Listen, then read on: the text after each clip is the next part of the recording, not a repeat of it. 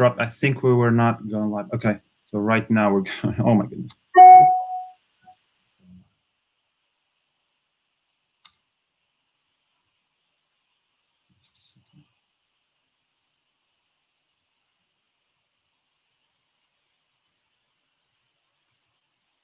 Just a second. Okay.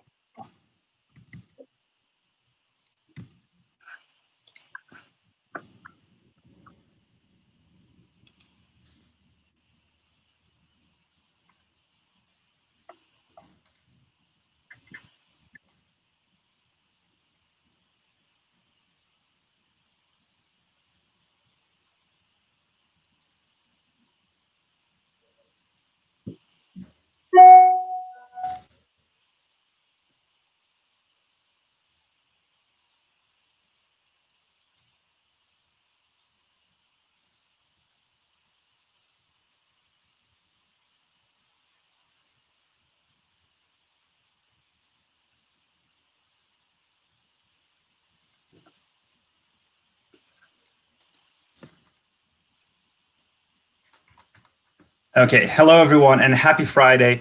I hope you're all doing safe and staying healthy during these challenging times. Welcome to the Water Safety webinar powered by Nagi Smartpool, and I'm your host, Eugene Prokopi. The goal of this session is to help bring awareness of this global problem of nowadays, which is drowning.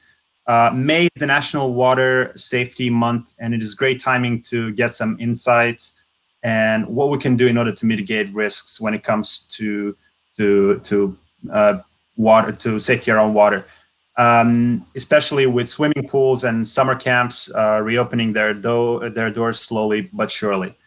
Before we dive into this session, this one is being streamed live on Nagi Smartpool social platforms, and if you have any questions, we can answer them after we get a little bit deeper into this conversation, and at the end we'll have a Q&A, and we'll make sure that we get them answered for you. So leave them in the comments down below. Now, without further ado, let me introduce our today's guests. We have Rebecca Ware Robinson and Adam Kaczmarchi.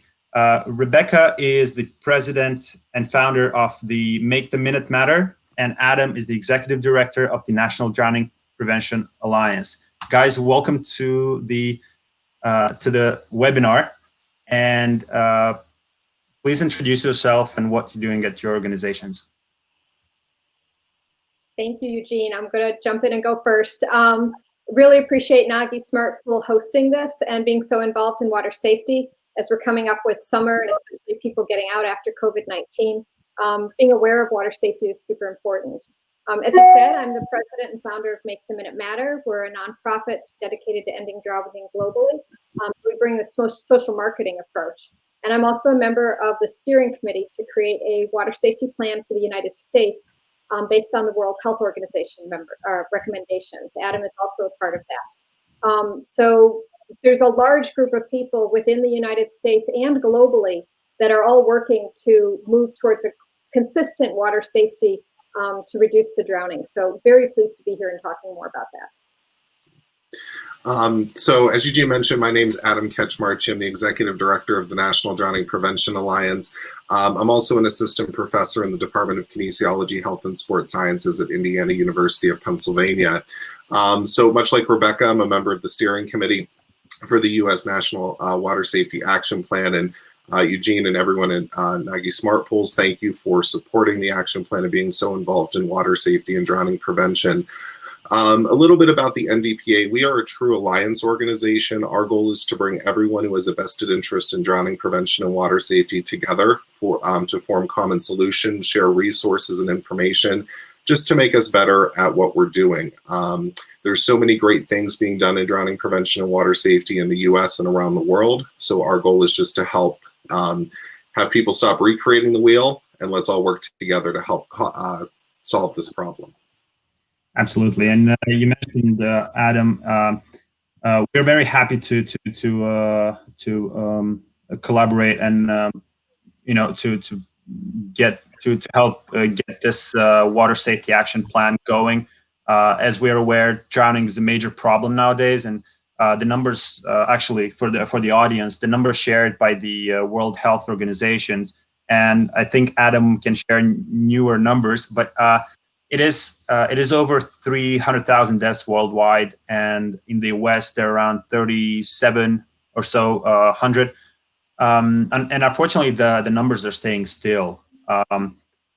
Will Adam, if you have any updated numbers, that would be awesome to share. Or Yeah, so one thing I'll share is drowning data is a little bit unique because right now for 2020, I get asked the question all the time, and Rebecca, I'm sure you get this question as well. Well, where are we sitting at this point this year? And the Centers for Disease Control and Prevention tracks the U.S. drowning at the federal level, but it takes them quite a long time to clean the data and release it to the public. So right now we only have 2018's data to work with, but there are different places we can look for trends. USA Swimming collects ongoing drowning data using media sources and media reports. And then different states such as Florida, their Department of Children and Families, report drowning on an ongoing basis. And, Eugene, you made a good point with our drowning data. We do have some years that go up, go down, but when you do a 10 to 20 year spread of the data, the trend is that, since the turning into the 21st century in the US, our drowning rates have stayed fairly stagnant. You have a little up, a little down, but, from 1980 to 2000, we saw a significant drop off in the incidence of fatal drowning. And in the last 20 years, it's remained fairly steady. So we need to, really start working towards that next big drop. We know it's possible. We just need to pull all of our efforts together. But the trend data so far for 2020, looking at different states, some areas are having a higher incidence of drowning. Some states are having a lower or steady incidence of drowning. But, so far what we can see in the trends is 2020 has been a fairly average year as predicted. Right. And Rebecca, you definitely are known as the from the Make the Minute Matter organization. And as of last year, or 2 years ago, and correct me if I'm wrong, you are the person who's drafting that Water Safety USA Action Plan. Can you share more about how the idea came up and why, and what's the mission of that? Of what you're doing? Okay, well, first thing I'm going to do is say I'm one part of it, like definitely one part of it. And the first onus of it came from the World Health Organization. In their 2017 recommendations for implementing drowning prevention programs and water safety programs globally, one of the recommendations is that every country develop a water safety plan. And so Water Safety USA, which is watersafetyusa.org, started with a conglomeration of organizations. And out of that came the idea that, yes, the United States also needs to have a water safety plan. And so a steering committee was formed. And I hope I'm going to get everybody on it, but it's the American Academy of Pediatrics, the American Red Cross, USA Swimming, National Drowning Prevention Alliance, the Boy Scouts of America, Adam, who am I missing? The Zach Foundation. Safe Kids Worldwide. Worldwide. They're an important one. I know, they're actually the leader of it. Yeah. So yes, there's a lot of different people working on it. And I think what's really exciting with bringing the brain power and the different disciplines to the issue is that the starting point was looking at what other countries have done. And so again, this is very much a global effort. It does need to be adapted to the United States, to our unique culture, to the fact that it's a large country with very different water and 50 different states and different local municipalities, which have different laws. So it is an incredibly large group of people working on this. And I think one of the greatest strengths of the steering committee and creation of this water safety plan is that we are continually moving out and asking more people to become engaged through the working groups that are being set up, and we can talk about that later, to asking people to go online and sign up for the newsletter or give us your opinion on what needs to be happening. So the steering committee is very actively engaging everybody within the water safety field within the United States, in addition to drawing on what has been done and what is continuing to be done internationally. Right, and this one goes more for you. In the context of the new normal, how did how did this situation affect what you're doing at NDPA? And actually, you held your you usually at this time, around this time, you're hosting your annual conference. Usually, I think it's in Texas, if I'm not mistaken. Yeah, our 2020 conference was slated to be in early April in Fort Worth, Texas, and that didn't go so well given the pandemic. But I have an amazing team at NDPA. So many volunteers who, are really dedicated to the mission. And we had a conversation about 3 weeks out from our conference saying, we obviously have to make a decision. And by that point, the decision had really been made for us that we were not going to be able to host our annual conference. And, my board, we had our first ever emergency meeting. And, the question was, what do we do? Do we just outright cancel? Do we try to do something? And my team and I had an ambitious idea of let's try to do this virtually. I'm a college professor. I've taught online for a number of years. None of us had ever attended a virtual conference, but we figured out how we could do it. And, it wasn't just, a push to have our conference, but we really feel that our conference for a number of people in the water safety community is the kickoff to really the drowning prevention season as we get into early summer and start actuating on a number of the plans around the country to help reduce drowning. So we felt that going online with our conference was not just something good for our organization and our members, but also good for the cause of water safety. So we worked tirelessly over 3 weeks and produced a conference with 60 educational sessions and numerous networking sessions delivered entirely virtual. So, but Eugene, to your question on how has this really changed our efforts? This has made it, as a young person and who's a college professor, and I always love the word innovation. In a way, there's a silver lining with this pandemic in my mind, which this has made the world innovate, and drowning prevention and water safety have been no different. We have had to innovate to meet the current challenge and still get our message out. When you think about local efforts for drowning prevention and water safety around the United States and around the world, so much of that is done in person, whether it's swim lessons, community events, educational sessions, assemblies at schools, water safety fairs, and community events. Those are all done in person. So we've seen and helped so many of our partner agencies move their events virtually, move education virtually. We're very engaged on social media, but even our social media approach has had to change through this pandemic. Right, and obviously with the pandemic, we have plenty of swimming pools that they have been closed for 3 months now or more, and slowly but surely they're reopening.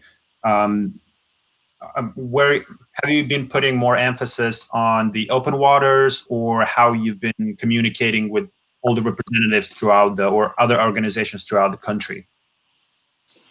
Actually, Unique, we just had this discussion this morning with my team, and the fact that with this drowning data and where we say it's remaining steady, I don't want us to, rest on our laurels and say, okay, this is going to be another typical year for drowning prevention, because something we're going to see across the country right now, and I think we were discussing this before we went live, is the fact that with so many pools being potentially shut down around the country for an elongated period of time, some are opening later in the summer, midsummer, some, a lot of cities and municipalities have basically said, we're just not opening our pools this summer.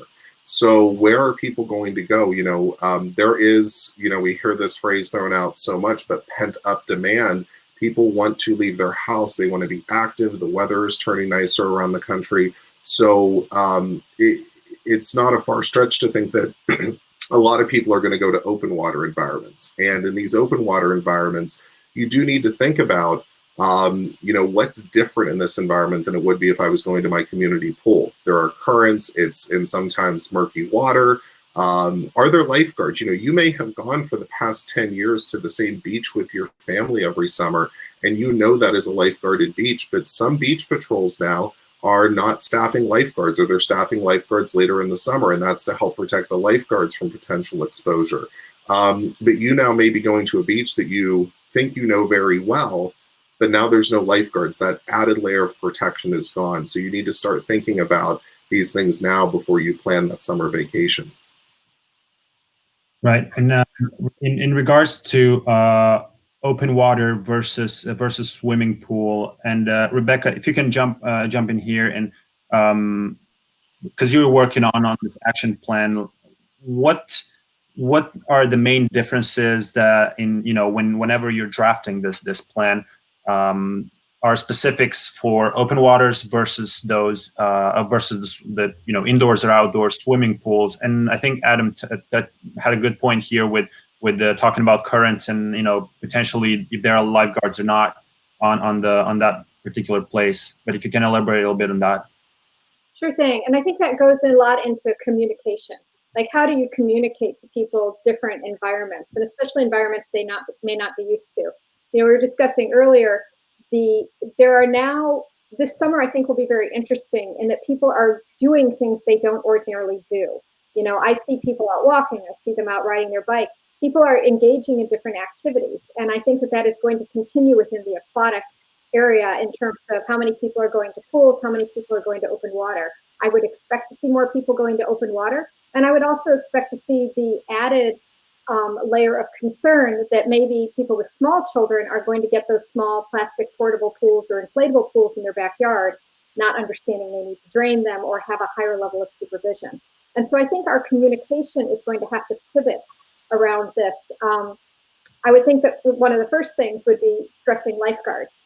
Because again, whether you're at a pool or open water, if you are swimming in open water or near a lifeguard, your chances of drowning are 1 in 18 million. And those are really good numbers. So lifeguards is absolutely, for any family, your first line of defense. And so I think that right now, pushing that, you need to go to an area. We can't stop people from going to the water, especially during this epidemic when they want to get out. So stressing that they need to seek out the lifeguards, and whether that is at a pool or if you are the lifeguard, you are the water watcher in your own backyard with the portable pool or the slippery slide or whatever you have. So that switching our communication, but again, also planting the seed to people that water is different. The water at your community pool is very different from the water in Lake Michigan. So I'm from the Chicago area. Lake Michigan is really unique, even among the Great Lakes, in that it is enormous. And there are very strong structural currents. The water has some steep drop-offs. You can have problems with the water quality. The storms come up quite quickly. It's very different from your local community pool. So I think part of, again, using communication to stress the importance of going near a lifeguard. If we can drive one thing home with that, and that lifeguard can also be the parent, the water watcher in their own backyard. And then listening to what people are doing and watching the news and adapting our communication style within the water safety field to how people are currently acting, to then drive them to the things we know they need to be doing, like be a water watcher, swim near a lifeguard, put a life jacket on weak swimmers or young children or people with disabilities if you're out in open water. So there are things we can pull out. We just need to look at how people are acting and then adapt our message to that. Absolutely. And we definitely see the pools opening up, as well as the summer camps. And I believe some of the states are already opening their summer camps this weekend to be prepared for June 1st.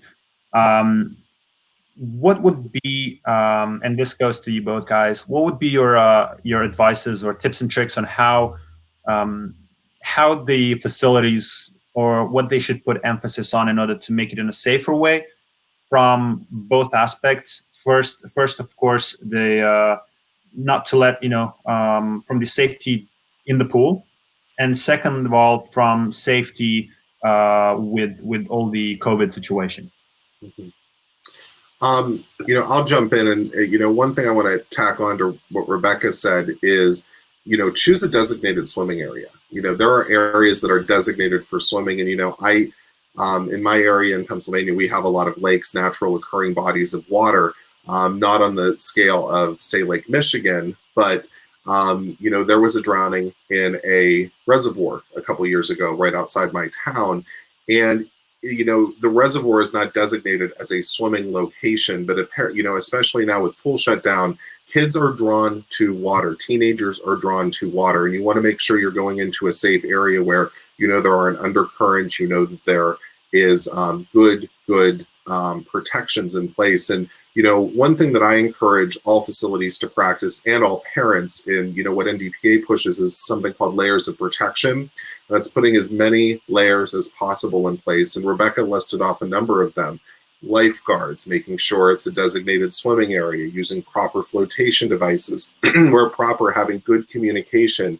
One thing that, speaks to, especially an area where Rebecca's at, where you, in a large urban area, may have certain segments of the population that speak a different native language. So making sure that you have good communication signs, warning them of the danger, and maybe in different languages as well, but making sure whatever visual representations you're putting out, are clearly understood by the masses. Regarding summer camps, this is a challenging year for any summer camp, because not only do you have to worry about, your typical safety and all the activities the kids are going to participate in throughout the summer, especially around lakes, rivers, if they have a pool at the camp.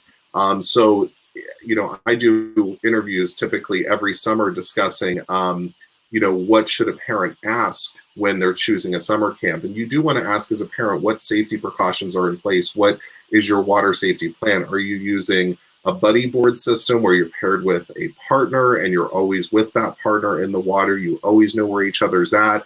Are you enforcing lifeguards? What is the responsibility of the camp personnel who aren't lifeguards while they're, campers are in the pool or around the water? And what kind of safety training are you providing to the children before they go out into these activities? I'll quickly mention on a COVID side, this changes the game as far as getting ready to go for the summer. So as I said, you have to focus on all the original safety aspects of your camp that you had to before, but now you have to bring your staff, and you may have to quarantine them for 2 weeks and then bring the kids in and allow no visitors in to the camp all summer. You have to practice the hygiene, the temperature checks. These are all added things that not just summer camps, really any open aquatics venue that's being managed by an organization really has to think about this summer. And that adds an extra layer of difficulty for the management to be able to ensure a safe environment. Yeah, I'm going to jump in there and add, I think Adam just covered it perfectly. I just want to go back to something that Adam had mentioned earlier, which again, this does provide us with an amazing time to look at innovation, and including that, we don't always talk about technology. So the technology like Smartpools and stuff, but this is an ideal time to start doing that. We actually built that into the working groups for the water safety plan for the United States, is what technology is out there. And in part, we're looking at that with COVID-19. What technology do we need to do to test and track and isolate? How can we use technology, not as a crutch, but as a tool that helps us get to where we are? And so I think that in addition to, and we may not be able to do it fast enough this summer, but I think to start actively opening our minds to what can we do in the future too. In a way, we've been handed kind of a clean slate.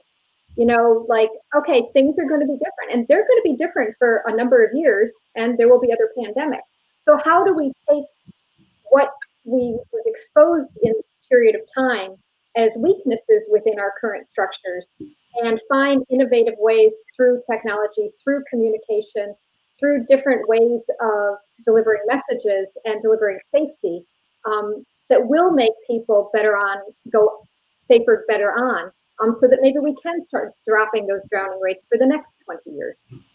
Right. Go ahead. One thing I want to throw in there too that is often missed in a drowning prevention, because it's not always looked upon as prevention, but this goes for parents, camps, facilities. We need to think about the response to an incident as part of our prevention plan. And we spend so much time talking about how to prevent the accident from happening, but truly drowning is an accident.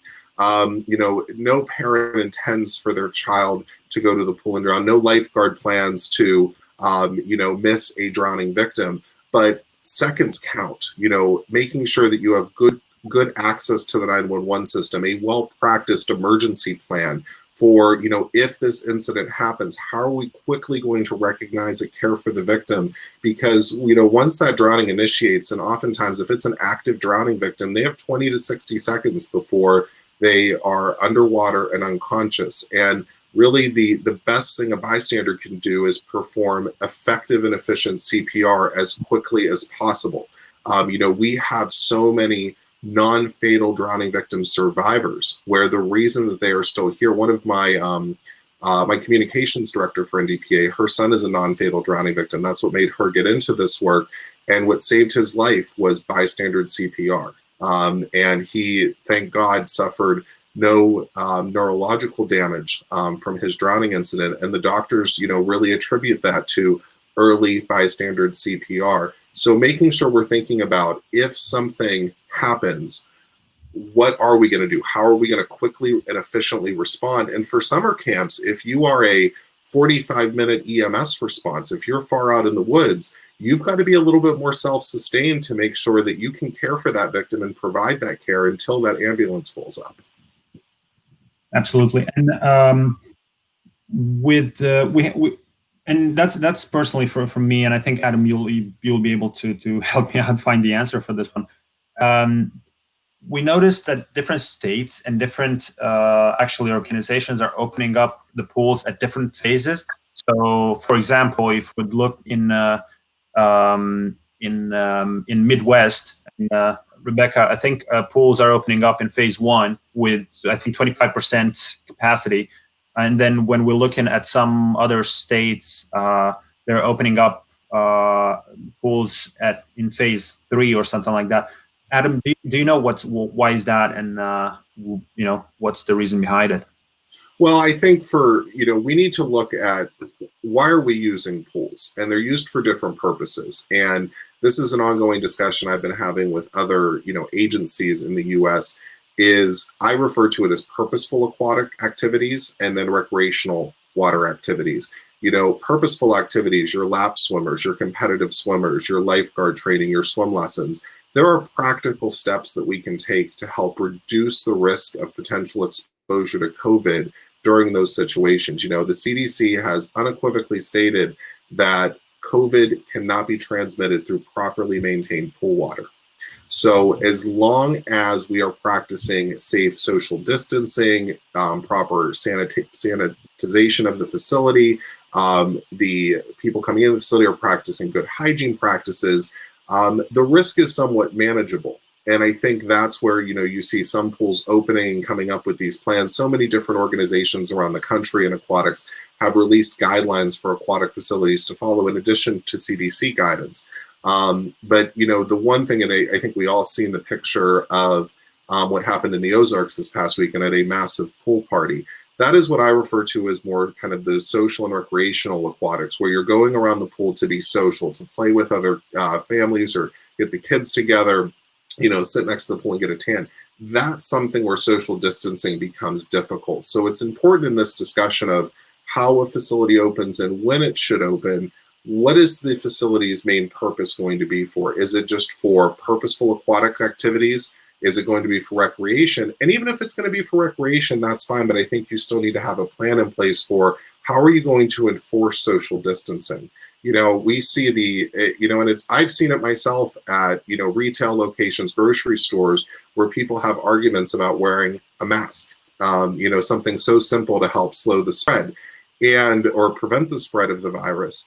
But doing that at a pool, you're now putting a teenage lifeguard or a young facility manager in the place of not just having to worry about the lifeguard training, the operation of the facility, keeping patrons safe, but also enforcing social distancing rules. So this is something that, again, we have the opportunity now to be innovative in aquatics. And, it's amazing how just the entire aquatics industry is so intelligent, to see how they've banded together, especially in the US, to really think about how we can move forward through this. Is huge. USA Swimming pulled together Olympians, national safety organizations, the national organizations that govern sport in this country. We've been meeting once a week to talk about return to water. And It can be done safely, but I think, one of the challenging things, and Rebecca, I'll let you jump in here, that's been challenging, looking at this from a national perspective, is what we're doing in Pennsylvania is different than what's being done in Illinois as far as a response. So to come up with, a singular guideline for how pools should reopen and do it in which way, that's really difficult right now. You're right. And I think that's incredibly difficult right now. It's incredibly difficult at any time because people want to view this individuals, especially in the United States, which is a very culture of individualism. So I keep coming back to the consistent messages and the very simple things. So once you have your consistent message, and I think that's going to be incredibly important in how pools open and stuff right now, is figure out what the key point is. Not not necessarily how are you going to communicate it in Illinois versus Pennsylvania versus Georgia versus New York, but what's the key thing? So, and part of that, we start with the key consistent messages that are used globally with the exact words like always swim near a lifeguard. And so if we look at those key messages and start with those and then say to different states, different municipalities, you can adapt those for how it's going to work within your culture for whatever your governor or your mayor has decided, or whatever your public health has decided, but you still need to keep coming back to the always swim near a lifeguard. So maybe they're opening things up and they have different places that are allocated, but our message still needs to be always swim near a lifeguard. So I think that this time is particularly important to stick with those key messages. And those key messages are on the watersafetyusa.org. They were decided by a global panel. I believe there's 18 or 20 of them. But it's things like, and again, one of the key things that I would think this summer is life jackets. Not just on a boat, but if you are taking a young child or a weak swimmer or a child with a disability or an adult with a disability to the lake for the first time, you need to use a life jacket. That probably is one of the more important things that we're going to have to emphasize. So while there is enormous complexity within the United States, as there is within the world, with the personalities, the cultures, the laws, the types of water that people have, the access to water, we do have consistent key messages that we need to go back to. Those can then be adapted or added on to, with explanations as to what we mean by the life jackets, but you always need to have the core message. Right, guys, and you were talking about communication. It's key whenever we want to spread some useful information, and when it comes to drowning, what ways, Adam and Rebecca, you are using, what ways or what social channels or how people can inform themselves whenever they want to find out what's new and maybe techniques in order to prevent this phenomena, if you want to call it this way. Yeah, I'm going to jump in right away with that. Again, it always has to come back to those consistent messages that are out there, and I think they're on the watersafetyusa.org website. But you use those, and then you find ways of delivering them to people where they are. So then you have to start breaking down who your target audience is and where does your target audience live. So if my demographics are mothers, I'm probably going to be on Facebook, and how I deliver that message is going to be different on Facebook than if it was going to be on Instagram. If I'm reaching teenagers, I'm going to need to be on Instagram, and how that message looks is very, very different because the teenage brain operates in a different way, and they have different assessments of risk.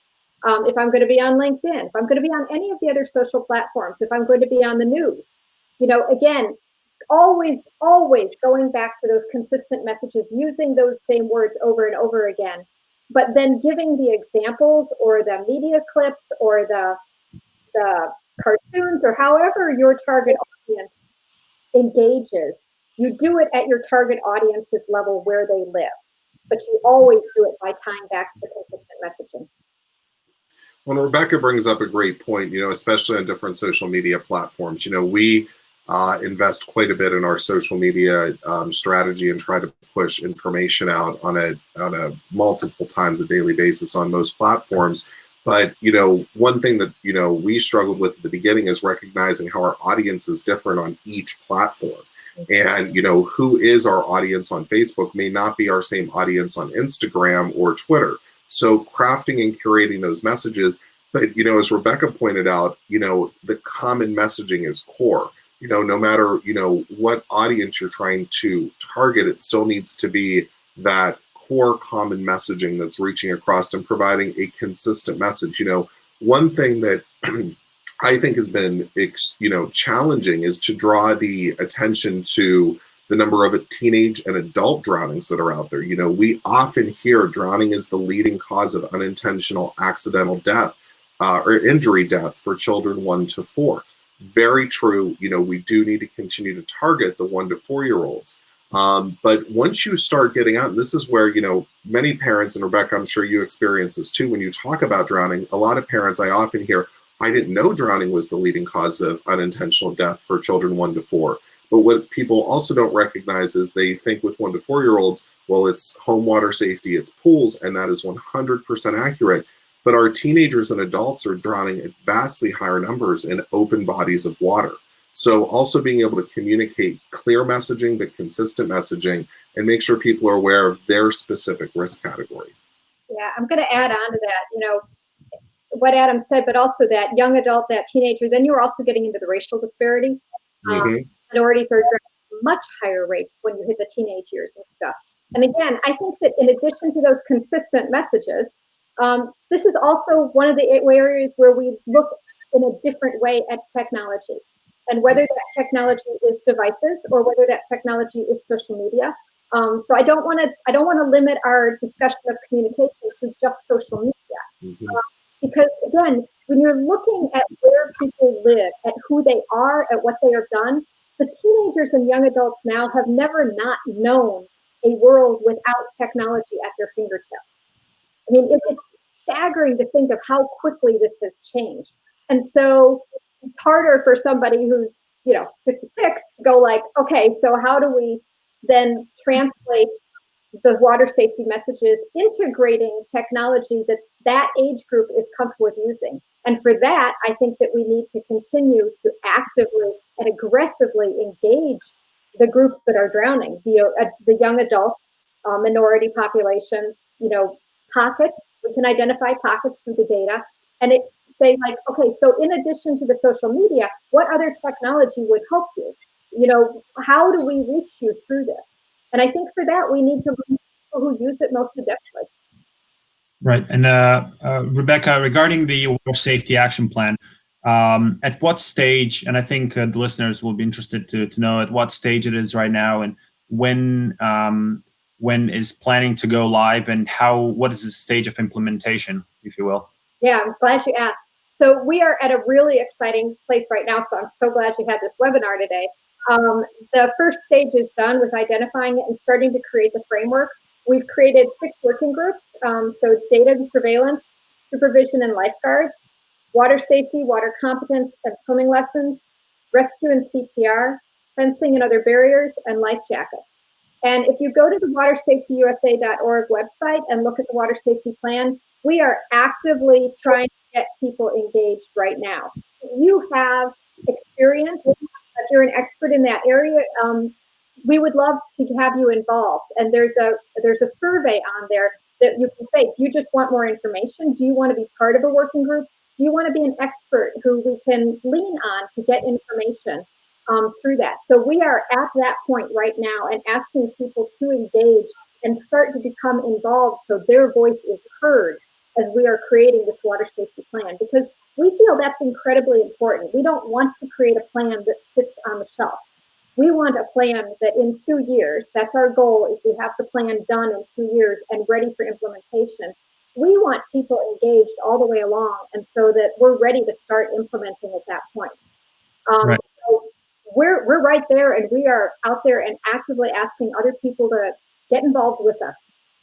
Well, And Adam, you're also on the commissioner, or how you call this group of helping Rebecca with this action plan. What namely your role is in there, and how you guys communicate? Yeah, so our steering committee is really helping to, really lead the charge and get these working groups, moving forward and guiding the creation of the plan. And it is amazing. We have, such an amazing group of really diverse backgrounds on the steering committee that are, one thing I want to mention that I don't want people to take out of context, because I often hear, well, why is it taking 2 years to get a plan launched? Well, this really deals with how different the United States is compared to some other countries where, where I'm at in Western Pennsylvania, not only, are there different risk categories for drowning, Rebecca's near Lake Michigan. So the potential drowning risk with having, we refer to it as a lake, but it's really treated more as a true open body of water instead of a confined water lake. Our drowning, the prevalence of drowning and where those drownings are happening in certain environments and the way that we approach it in our local community may be different than the way it needs to be approached in Illinois. And that can come from an environment and demographic standpoint, and really diving into the drowning data. So really approaching this plan on a multi-level approach is how we're looking at this, from the national level to the state level to the county level to the actual community level, and trying to actually drive down in different parts of the country what are the risk categories and how should we approach this plan. We're really trying to be very thoughtful and nuanced on the way, and really hearing and being inclusive of all these different voices around the country. So it is challenging when you're working with this many people, but I think it's going to create a fantastic product that, my biggest thing when I joined the steering committee was I wanted to know that we were creating a plan that wasn't just going to be put on the shelf and say, it's great, we have this plan, but this needs to be implemented. As I said before, we need to see another drop in our drowning numbers for, such a, high income country, first world country that the United States is. To have the drowning problem that we have in this country is unacceptable. So pulling all these voices together and this representation from all these different groups at every different level takes time, but hopefully it creates such a higher level impact. Yeah, I also want to do a shout out to Morag McKay of Safe Kids Worldwide. She's really our leader. She's the one pulling this together. And I think one of the incredible areas of expertise she brings to it, because she does work with Safe Kids Worldwide, she is used to having to implement very complex health and safety things across a wide range of areas and through different legislation and everything else. And so I think that having her kind of steering this as well is definitely an asset. As Adam said, I also did not want to get involved with something that was going to sit in the shelf. I'm definitely an action person. So that is our goal. We create this plan, and then it goes into action.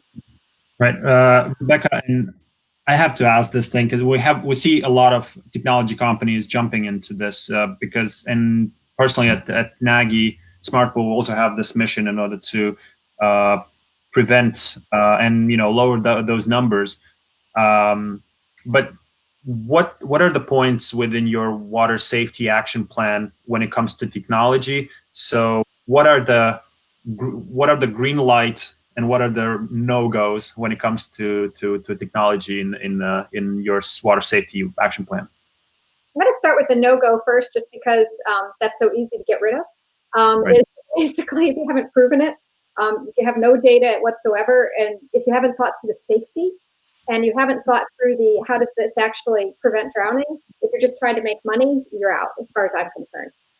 But that's it. That's kind of like the low bar. Beyond that, we have really been pushing within the committee to, and I'm pretty sure that every single one of those committees has technology on their list of things to look at. Because what we're asking those groups to do, and which is why, again, we want voices from all over the water safety community, is to say, challenge the status quo.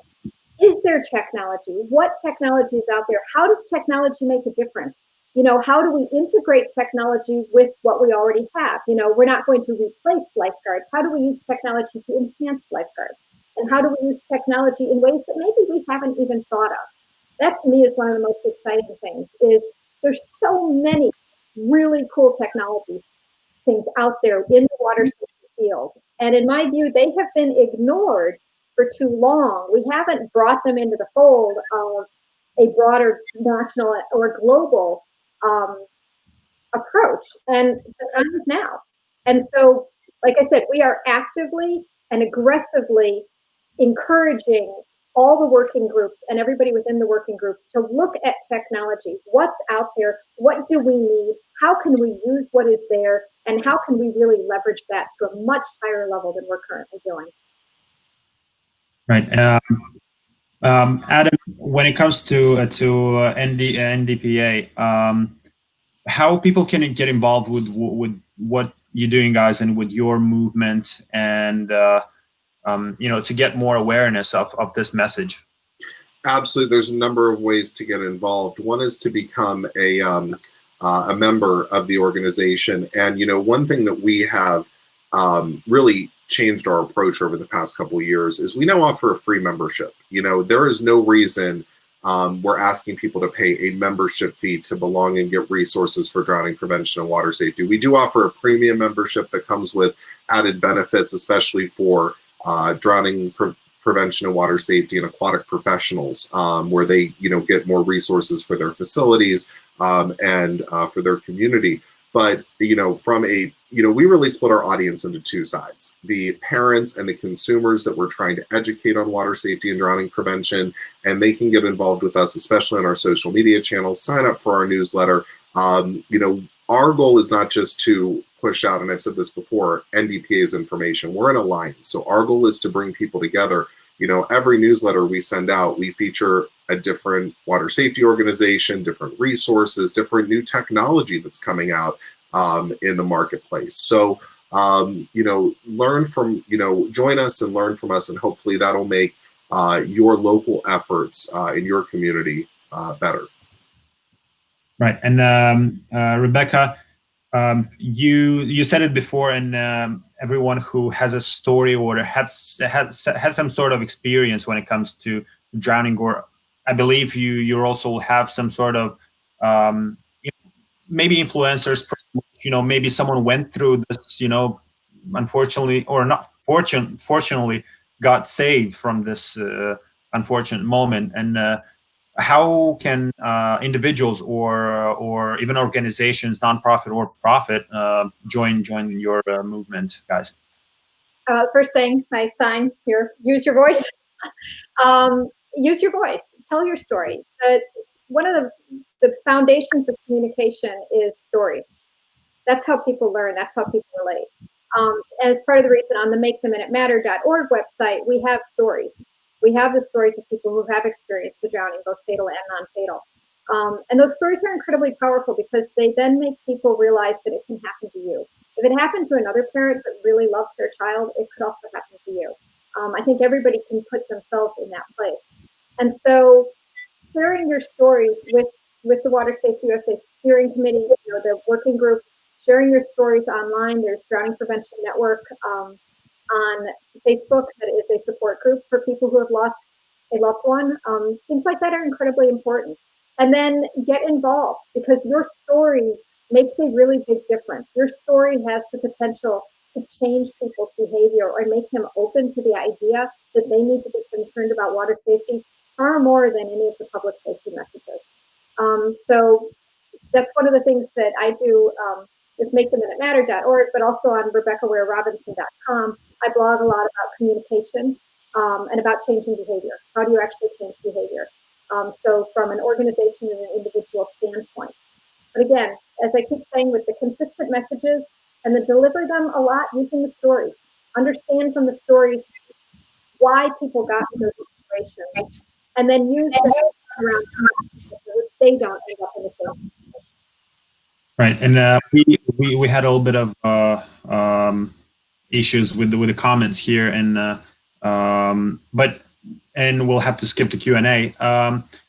Before wrapping it up, guys, Adam and Rebecca, how people can reach out to you the best way, and if they have any questions, we're getting out there and we're all excited, but at the same time, it's a little bit of a scary moment, and it's a very responsible moment, because now at the beginning of this summer, when all the pools will reopen and not all, but slowly but surely, and most of the summer camps, we need to be responsible. And if one thing one tip from each of you, how to make it more responsible and safe, and also how they can reach out to you or someone from within your organization. That'd be great. Yeah, for me, you can reach me directly on all the different social media, but email Rebecca@maketheminuteMatter.org. And our resource page on maketheminuteMatter.org is excellent. And it's broken down by different water areas, so water around the home, open water, swimming pools, young children. It's currently being used by the Chicago Public Schools as their go-to resource page for that community. So if you need, you can contact me anytime, and I'm a connector. That's what I do. I connect people all the time. So if I don't have the answer, I will connect you on immediately to somebody who is an expert in the field. And also, please go to our resource page, because that is where a lot of the expert advice is within the United States. And we also pulled from countries that also had basically better resource pages than we did. So we've linked to a lot of pages, and that would answer a lot of questions that people have, no matter what their interest of water is or what their age is. You can reach out to me. Email, similar to Rebecca, is the best way, adam@ndpa.org, but you can reach out to us via our website at ndpa.org, watersafetyconference.com, or any of our social media channels. Our handle on social media on all the platforms is @Drown Alliance. My one tip for people is, and I always sound like I want to stomp out people's fun because I just want to talk about safety. But, we work with it's a club that no parent wants to join. It's a group called Families United to Prevent Drowning. And, when I first started with NDPA, I think it just got started with a group of 4 or 5 families. And now there's over 80 families involved who have all experienced a fatal, and in some cases a non-fatal drowning that has impacted their lives. And it's a club no one wants to join, but the number one thing I hear from these parents that I talk with that have lost a loved one to a drowning is, I didn't know. I didn't know. And that is just gut-wrenching to me, because I spend so much time working on educating, Rebecca does, and the information is out there. And I encourage parents, please don't think this won't happen to you. We hope it doesn't happen to you. But, think about it. If you're going to, go to an unfamiliar place this summer, you're renting a vacation home that has a pool, or you're going to a new beach, or you're going to do some new water activity, spend some time looking up the layers of protection that are involved with that activity. Ask questions if you're renting a house that has a pool for the summer. Is there a fence around the pool? Are there door alarms? You need to designate a water watcher. Have, a card that, really appoint someone that I'm responsible for watching the water. These small things, but they truly do save lives. And, my last thing is, my goal is not to, put a negative spin on anyone's vacation or activities they're going to do this summer. But if you spend, 30 minutes making yourself more aware of the safety precautions before you go out, that may prevent you from having to be life flighted with your child to the children's hospital and have a horrible, horrible experience on your, what should be a very fun and exciting part of and making memories with your family over the summer. So just take the time, learn the information, and I promise you, and one thing I want to say is, Rebecca and I really do share this in common, is that it's not just awareness, it's behavior change. And really approaching this from a behavior change standpoint is so important, because we can educate, but unless people put it into practical application and behavior change, it may not be effective. Right. And guys, I believe we'll wrap it up here. And again, Rebecca, thanks a lot, and Adam, thanks a lot for joining this webinar and giving a valuable insight on how we can get back to swimming in a more safe and confident way. And of course, guys, we'll share this stream on all social platforms, and we'll have all the details of Rebecca's and Adam's details. So if you have any questions or anything, you're free to get them asked to these two beautiful human. And also, thanks a lot again. On behalf of Nagi Smartpool and all the audience, Rebecca and Adam, thanks a lot. We're looking forward to seeing each other soon.